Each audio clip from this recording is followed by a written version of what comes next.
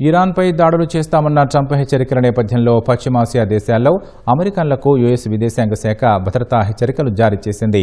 వెంటనే ఆయా దేశాలను వీడాలని సూచించింది. అలా చేయకుంటే జటిల పరిస్థితులను ఎదుర్కోవాల్సి వస్తుందని హెచ్చరించింది. ఈ మేరకు యుఏఈ, జోర్డాన్, ఇరాక్, ఇజ్రాయెల్లోని అమెరికా రాయబార కార్యాలయాలకు అడ్వైజరీ జారీ చేసింది. ఇరాన్ దాడులు ఉధృతమైతే విమాన ప్రయాణాల రద్దు, గగనతల మూసివేతలు వంటి ప్రయాణ అంతరాయాలు ఏర్పడవచ్చని యుఎస్ విదేశాంగ శాఖ తెలిపింది. మరోవైపు అమెరికాలోని 9 రాష్ట్రాల్లోని నీటి సరఫరా వ్యవస్థలపై ఇరాన్ సైబర్ దాడి చేసిందని అనుమానాలు వ్యక్తమవుతున్నాయి. ఇందుకు దాఖలాలున్నాయని న్యూయార్క్ టైమ్స్ శనివారం వెల్లడించింది. ఈ విషయాన్ని ఫెడరల్ అధికారులు, నిపుణులు ధృవీకరించారని ఆ పత్రిక తెలిపింది. ఈ రాష్ట్రాల్లో నీటి సరఫరాకు ఆటంకం ఏర్పడిందే తప్ప నీరు కలుషితం కాలేదని అధికారులు వెల్లడించారు. ఈ ఘటనపై అమెరికా దర్యాప్తు సంస్థ FBI విచారణ చేపట్టింది.